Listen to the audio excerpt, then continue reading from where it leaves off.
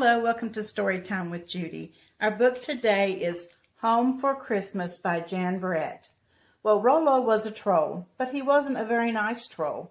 He didn't like doing chores, he didn't like helping out at home, so he decided to run away from home. Let's find out what adventures Rollo has and what made him realize that he really loves his home. Let's find out.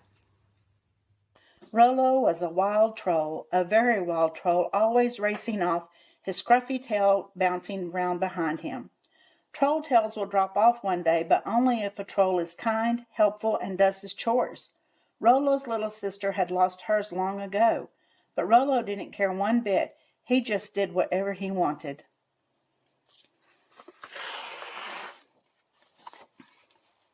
Rollo never made his bed for Mama Troll. He never chopped wood for Papa Troll. He never helped little sister collect eggs. One morning when they all asked for help, Rollo had had enough. No, no, no, he whooped, and he grabbed his rucksack, leapt over their heads, and ran toward the mountains. Mama Troll looked at Papa Troll and shook her head sadly. The chances of Rollo losing his tail are mighty slim, she said.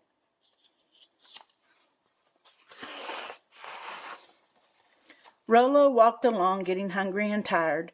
Where would he spend the night? He spied an owl's nest up a tree. Hurrah, Rollo shouted, it's up this tree for me. He climbed up and snuggled down among the owlets as Mother Owl looked on. When the little birds opened their mouths wide, Rollo opened his too. Yum, free food, he thought.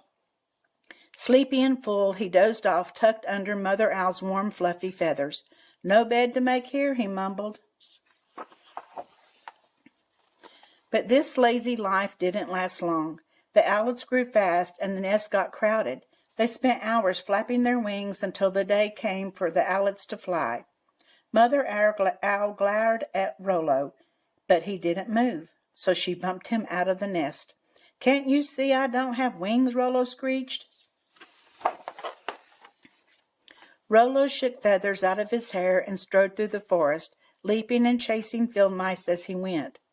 He hadn't gone far when he spotted Mother Bear watching her two cubs rolling around and roughhousing in the grass. Rollo dove in, cuffing the cubs and tickling their noses. Mother Bear didn't care. Now she had 3 naughty creatures to watch over instead of 2. That night Rollo followed the bears to their mossy cave and fell asleep curled up with the bears mumbling, "No wood to cut here." As the days passed, it got harder for Rollo to keep up with the bears. They had tough paws and sharp claws to help them scramble over rocks and climb trees looking for food. Then, at the end of summer, Mother Bear spotted a hive. She opened it up with a big swipe of her paw, and delicious honey gushed out. It had been a long time since Rollo had tasted anything so sweet. He shoved the baby bears aside. Big mistake. The angry bees aimed their stingers at him. Rollo threw himself into a nearby pool and dove under the water. Rollo floated up, the taste of honey still in his mouth. Oh, I wish I had some of little sister's sweet nose print cookies, he thought. Maybe I should go home. But he saw a gang of otters playing on a waterfall. Wait for me, he cried as he scrambled out off his wet clothes and dove back in to slide down the waterfall. This is the life for me. One morning, Rollo awoke to find a thin skim of ice on the pool. Otters didn't give it any mind, but Rollo could not stop shivering. He put on his clothes, stuffed his boots with moss, and waved goodbye and went on his way. It was snowing when Rollo met up with a new friend who was as wild as he was. Lynx liked to play pounce and hide and seek, so did Rollo. While they were romping in the snow, little sister was at home feeding his hedgehog. Rollo may be gone for now, she said, but we miss him every day. It got colder and colder. The lingonberries froze and food was harder to find. One afternoon, Rollo felt Lynx's eyes staring at him in a hungry way. It was time to move on. The drifts got deeper. Rollo's nose was turning blue when he noticed moose tracks, big and little. He followed them up the mountain to a meadow where he saw Father Moose Mother Moose and their calf standing in the snow. "Hi-ho!" he called and pranced over to them. Rollo made friends right away. He found berries and lichen under the snow where Father Moose had scraped away the ice with his hooves.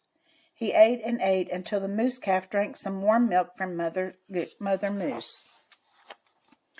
Rollo spent the night with the Moose family. The next morning he was so happy to be with them that he jumped up expecting to get a big hug from Mother Moose, just the way his mother hugged him at home. But Mother Moose was not used to a cold, pointy troll nose pushing into her soft, warm nose. She tossed her head and galloped off, leaving Rollo sprawled in the snow. That night Rollo was riding along on Father Moose's antlers when the antlers began to sway. "Oh, no," Rollo shouted, holding on tight. Winter is when moose shed their antlers, and he found himself tumbling down, landing in a snowdrift.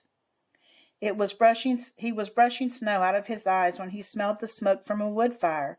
"That's coming from my house." He imagined the warm fire inside, the good food, and his soft bed. Most of all, he remembered Mama and Papa's big hugs and little sister laughing at his jokes. He began to sniffle and cry. As Rollo's sobs got louder, the antler began to rock back and forth on the slippery snow. It started sliding down the mountain faster and faster, bouncing over icy boulders and skidding across frozen rivers. It was an antler toboggan. Rollo spotted his little house down in the valley, and his sobs turned to whoops of joy. Rollo's family was on their way home with their Christmas tree when they heard whoops echoing down the mountain. They knew in an instant that Rollo had come home. They rushed to meet him as fast as they could. On Christmas Eve, the Troll family gathered to light the holiday candles.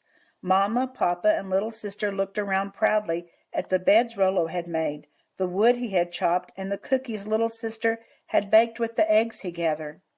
Papa Troll grinned as Rollo leaned forward to light a candle. "Have you lost something, Rollo?" he asked. Rollo just smiled. "I'm home for Christmas," he caroled. "For the best Christmas ever," little sister sang. The cat just purred. He had a new toy.